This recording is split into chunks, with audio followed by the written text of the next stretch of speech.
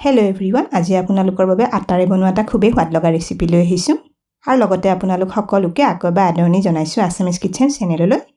আটা পেটিছৰ এই ৰেচিপিটো আপোনালোকে ঘৰতে থকা একেবাৰে কম বস্তুৰে সহজতে বনাব পাৰিব আৰু গধূলি চাহ কাপৰ লগত এই ৰেচিপিটো খাবলৈ খুবেই সোৱাদ লাগে। আশা কৰোঁ আপোনালোকে আজিৰ এই ৰেচিপিটো নিশ্চয় ভাল পাব। তেনেহ'লে ভিডিঅ'টো শেষলৈকে চাই থাকিব। আটা পেটিছৰ আজি ৰেচিপিটো বনাবলৈ মই ব্যৱহাৰ কৰা ইনগ্ৰিডিয়েণ্টছখিনি আপোনালোকে স্ক্ৰীনত দেখিবলৈ পাইছে। এই আটা বাটিত এবাটি আটা দি ল'লোঁ। এয়া জোখমতে অলপ নিমখ দি লৈছোঁ আৰু এয়া ডাঙৰ চামুচেৰে এচামুচ ৰিফাইন তেল আটাখিনিত দি লৈছোঁ। এতিয়া প্ৰথমতে আটা, তেল আৰু নিমখখিনি এবাৰ ভালদৰে সানি মিলাই ল'ম। মই ইয়াতে বগা আটাটো ব্যৱহাৰ কৰিছোঁ আৰু আপোনালোকে ইয়াতে আটাৰ সলনি ময়দা ব্যৱহাৰ কৰিবও পাৰে। এইখিনি মই ভালদৰে মিলাই ল'লোঁ। আটাৰ মিশ্ৰণটো চাওক, হাতেৰে মুঠি মাৰি দেখুৱাই দিছোঁ। এইখিনি এনেকুৱা মখা মখা হ'ব লাগে, মানে অলপ লাৰু লাৰু হ'লেই হৈ যাব।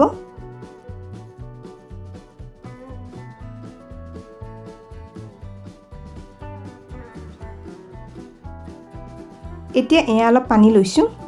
পানীখিনি অলপ অলপকৈ দি এইখিনি মঠি ল'ম। আটাখিনি মঠোতে বেছি কোমলকৈ মঠিব নালাগে। ৰুটি বনালে যেনেকুৱা হয় তাতকৈ অলপ টানকৈ মঠি ল'ব লাগিব। আটাখিনি চাওক মই মঠি ল'লোঁ।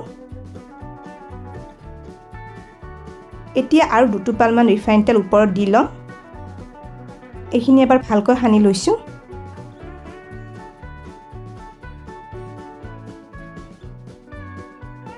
এতিয়া ঢাকনি এখন লগাই আটাখিনি 15 মিনিটমান সময়ৰ বাবে থৈ দিম। এইফালে পেন এখনত ৰিফাইন তেল 2 চামুচ গৰম কৰি লৈছোঁ। তেলখিনিত অকণমান জিৰা গুটি দি ল'লোঁ। এইখিনি ফুটি অহাত আধা চামুচ মিহিকৈ কাটি লোৱা নহৰু দি দিলোঁ। এয়া মিহিকৈ কাটি লোৱা এটা পিঁয়াজ দি দিছোঁ আৰু এয়া আধা চামুচ মিহিকৈ ৰুকি লোৱা আদা দি দিলোঁ। এতিয়া এইখিনি অলপ ভাজি ল'ম। আপোনালোকে ইয়াতে দিব বিচাৰিলে কেঁচা জলকীয়া অলপ দিবও পাৰে। এইখিনি 1 মিনিটমান ভাজি ল'লোঁ। এইখিনি বেছিকৈ ভাজি নল'লেও হ'ব।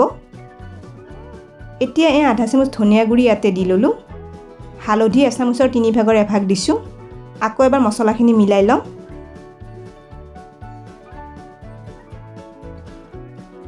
এতিয়া এয়া সিজাই পিটিকি লোৱা 2টা আলু মছলাখিনিত দি ল'ম। নিমখ অলপ জোখমতে দি দিছোঁ। আলুখিনি মছলাৰ লগত মিলাই এতিয়া আৰু 1 মিনিটমান ভাজি ল'ম। এইখিনিতে এটা ৰিকুৱেষ্ট কৰিলোঁ, ভিডিঅ'টো চাই ভাল পালে লাইক আৰু শ্বেয়াৰ কৰি দিব। আপোনালোকৰ যিসকলে আমাৰ চেনেলটো এতিয়ালৈকে ছাবস্ক্ৰাইব কৰা নাই তেওঁলোকক আমাৰ চেনেলটো ছাবস্ক্ৰাইব কৰিবলৈ ৰিকুৱেষ্ট কৰিলোঁ আৰু কাষতে থকা বেল আইকনটো টিপি নটিফিকেশ্যন অল কৰি দিব। এয়া চাট মছলা আধা চামুচ আলুখিনিত দি ল'লোঁ। জলকীয়া গুড়ি আধা চামুচ দিছোঁ। এয়া দিলোঁ আধা চামুচ গৰম মছলা। এতিয়া গোটেইখিনি মিলাই আৰু 1 মিনিটমান সময়ৰ বাবে ভাজি ল'ম। এই আলু মছলাখিনি বেছিকৈ ভাজি নাথাকিলেও হ'ব। আলুখিনি ভজা হোৱাত শেষত এয়া অলপ মিহিকৈ কাটি লোৱা কেঁচা ধনিয়া পাত ইয়াতে দি ল'লোঁ। এইখিনি আকৌ এবাৰ মিলাই ল'ম।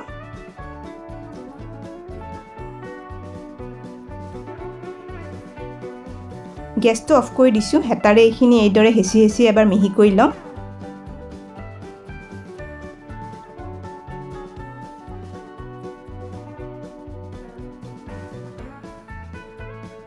এই আমাৰ আলু মছলাখিনি বনোৱা হৈ গৈছে। এয়া চাওক, ঠাণ্ডা হোৱাৰ পিছত আলু মছলাখিনি হাতেৰে আৰু এবাৰ এনেকুৱা মিহি কৰি লৈছোঁ।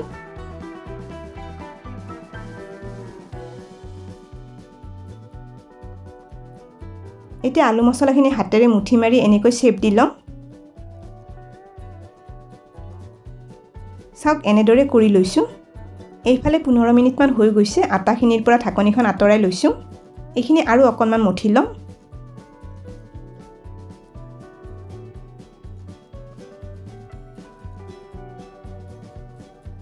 এতিয়া এইখিনি সৰু সৰু লুচি বা পুৰিৰ দৰে লাৰু লাৰু বনাই চেপেটা কৰি ল'ম।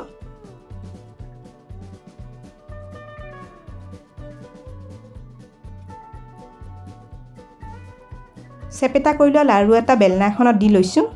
এতিয়া এখন লুচি বা পুৰিৰ দৰে এইখিনি সৰু সৰু আৰু পাতলকৈ বেলি ল'ম। অকণমান তেল আটাখিনিত সানি থোৱা বাবে এইখিনি বেলোতে বেলনাখনত লাগি লাগি নধৰে। এয়া চাওক, লুচিখন মই একেবাৰে গোলকৈ বেলা নাই, এনেকুৱা অলপ দীঘলীয়াকৈ অভেল শ্বেপত বেলি লৈছোঁ। এতিয়া লুচিখনৰ মাজত আলু মছলাৰ লাৰু এটা দি ল'ম। এইখিনি অকণমান হেঁচি চেপেটা কৰি দিছোঁ। এতিয়া প্ৰথমতে লুচিখনৰ এই 2টা ফাল এনেকৈ আলু মছলাখিনিৰ ওপৰত দি আঙুলিৰে অলপ হেঁচি হেঁচি লগাই দিম।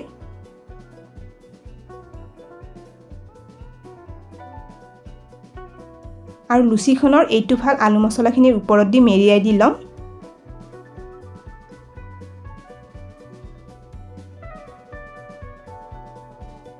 এতিয়া মই লুচিখন এইটো ফালে কৰি লৈছোঁ, তেতিয়া ভিডিঅ'টো চাবলৈ বেছি সুবিধা হ'ব। এয়া চাওক এনেকৈ দি ল'লোঁ। এতিয়া আঙুলিৰে বাকী থকা অংশখিনিও হেঁচি হেঁচি এবাৰ মিহি কৰি লৈছোঁ। এতিয়া চুৰি এখনেৰে এই ফালটো এনেকৈ কাটি কাটি ল'ম।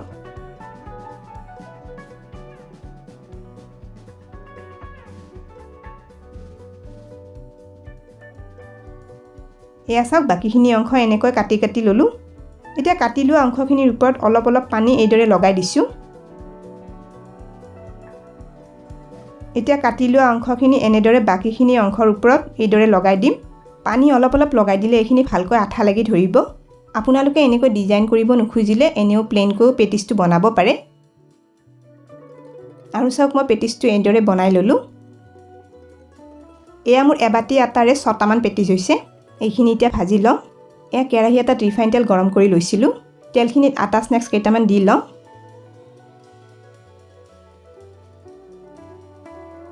এতিয়া গেছৰ ফ্লেমটো কমাই ল' মিডিয়ামত ৰাখি এইখিনি এটা ফালে ভাজিব দিম। এইখিনি সময়ত লগে লগে হেতাৰে লৰাব নালাগে। 2 মিনিটমান ভজা হোৱাৰ পিছত পেটিছকেইটা আনটো ফালে ওলটাই দি লওঁ।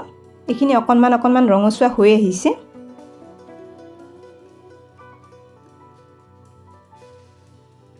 এই পেটিছকেইটা এতিয়া আনটো ফালেও 2-3 মিনিটমান কম জুইত ভাজি লওঁ। এয়া চাওক আমাৰ আটা স্নেক্সখিনি ভজা গৈ অলপ অলপ ৰঙচুৱা আৰু মচমচীয়া হৈ আহিছে। এইদৰে পেটিছকেইটা 6 মিনিটমান দুইটা ফালে ওলটাই দি ভাজি ল'ব লাগিব। এতিয়া এইখিনি তেলৰ পৰা উঠাই লওঁ। এয়া চাওক গোটেইকেইটা পেটিছ ভাজি ল'লোঁ। এইখিনি চাওক খুব ধুনীয়া মচমচীয়া হৈছে। এটা পেটিছ মই ভাঙি দেখুৱাই দিছোঁ। আটাৰে বনোৱা এই পেটিছটো খাবলৈ খুবেই সোৱাদ লগা হয়। আপোনালোকে কেতিয়াবা এই ৰেচিপিটো গধূলি চাহকাপৰ লগত বনাই খাই চাব পাৰে। তেনেহ'লে আজিৰ ৰেচিপিটো কেনে পালে কমেণ্ট কৰি নিশ্চয় জনাব। ভিডিঅ'টো শেষলৈকে চোৱাৰ বাবে অশেষ ধন্যবাদ জনালোঁ। আৰু ভিডিঅ'টো ভাল পালে লাইক আৰু শ্বেয়াৰ কৰি দিব। স্ক্ৰীনত দেখা পোৱা ৰেচিপিকেইটা চাবলৈ মই ৰিকমেণ্ড কৰিলোঁ। ভিডিঅ'কেইটা চাবলৈ ৰেচিপিটোৰ ফটোখনৰ ওপৰত ক্লিক কৰিলেই হ'ল। তেনেহ'লে আজিলৈ আহিছোঁ, আকৌ লগ পাম আৰু এটা নতুন ৰেচিপি ভিডিঅ'ৰ সৈতে।